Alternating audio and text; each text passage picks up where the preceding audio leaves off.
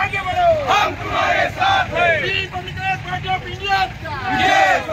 अरे वो दलित पुलिस प्रशासनाचा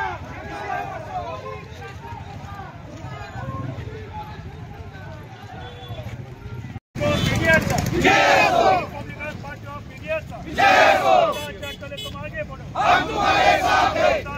तुम आगे बढ़ो, हम तुम्हारे साथ हैं। सूर्यवंशीच्या मारेकरांना फाशीची शिक्षा झाली। सरपंच संतोष देशमुख यांच्या मारेकरांना फाशीची शिक्षा झाली पाहिजे।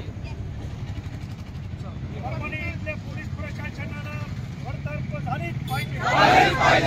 परभणी इथल्या पोलीस प्रशासनाला बडतर्फ झालीच पाहिजे। परभणी इथल्या पोलीस प्रशासनाची बडतर्फ झालीच पाहिजे। सूर्यवंशी हत्याकांडाच्या पोलीस प्रशासनाचा धिक्कार असो। परभणी जिल्ह्यातील घटनेचा जाहीर निषेध असो। रिपब्लिकन पंजाब इंडियाचा, रिपब्लिकन पंजाब इंडियाचा, सूर्यवंशीची हत्या करणाऱ्या पोलीस प्रशासनाचा, सूर्यवंशीची हत्या करणाऱ्या पोलीस प्रशासनाचा धिक्कार असो, धिक्कार असो। परभणी पोलीसच्या पोलीस प्रशासनाचा धिक्कार असो। परभणी पोलीस प्रशासनाचा धिक्कार असो। अरे रिपब्लिकन पंजाब इंडियाचा, संतोष देशमुखांच्या मारेकरांना फाशी, संतोष देशमुखांच्या मारेकरांना फाशी। अरे हात कशी नाही, अरे हात कशी नाही। संतोष देशमुखांच्या मारेकरांना फाशी। सूर्यवंशीची हत्या करणाऱ्या पोलीस प्रशासनावर गुन्हा, सूर्यवंशीची हत्या करणाऱ्या पोलीस प्रशासनावर गुन्हा। सम्राट सूर्यवंशी खून प्रकरणाची एसआयटी चौकशी झालीच पाहिजे। सम्राट सूर्यवंशी खून प्रकरणाची एसआयटी चौकशी झालीच पाहिजे। होत कशी नाही, झालीच पाहिजे। होत कशी नाही, झालीच पाहिजे। या पोलीस अधिकाऱ्यांना बडतर्फ झालीच पाहिजे। या पोलीस प्रशासनाच्या अधिकाऱ्यांना बडतर्फ झालीच पाहिजे। होत कसं नाही, झालीच पाहिजे। होत कसं नाही, झालीच पाहिजे। धिक्कार असो, धिक्कार असो। पोलीस प्रशासन धिक्कार असो, धिक्कार असो, धिक्कार असो। पोलीस प्रशासन धिक्कार असो, धिक्कार असो, धिक्कार असो। पोलीस प्रशासन धिक्कार असो।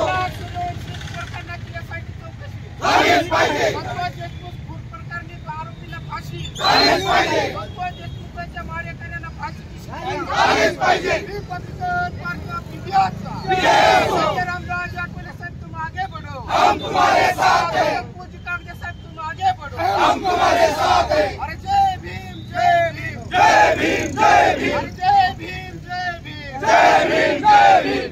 भारतीय संविधानाचा जय हो, भारतीय संविधानाचा जय हो। परभणी पोलीस हाय हाय हाय हाय हाय हाय। परभणी पोलीस हाय हाय, परभणी पोलीस हाय हाय, परभणी पोलीस हाय हाय। परभणी पोलिसांनी लाठीचार्ज करणाऱ्या दलितांचे गुन्हे मागे घेतले पाहिजे। परभणी पोलिसांनी लाठीचार्ज करणाऱ्या दलितांवरील गुन्हे मागे घेतले पाहिजे। घेत कसे नाही, घेतले पाहिजे। आंदोलकांवरील गुन्हे मागे घेतले। परभणी येथील जे घटना घडलेली आहे, संविधानाचे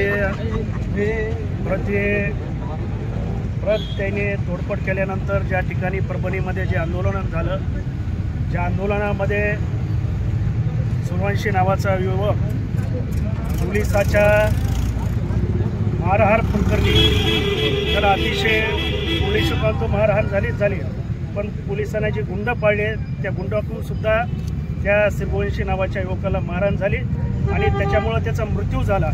आणि आज रिपब्लिकन पार्टी ऑफ इंडियाच्या वतीनं आम्ही या जिल्हाधिकारी कार्यालयावर आम्ही भव्य असे निदर्शन करत आहोत। पहिले आमची अशी मागणी आहे की जे पोलीस प्रशासनातले जे अधिकारी आहेत त्यांना तात्काळ डिसमिस करा, त्यांना आपल्या सेवेतून त्यांना निलंबित करा अशी आम्ही मागणी केलेली आहे। दुसरी, बीड जिल्ह्यामध्ये अतिशय झाली, त्याच्यातले आरोपी तात्काळ अटक करा ही आमची रिपब्लिकन पक्षाच्या वतीनं मागणी आहे।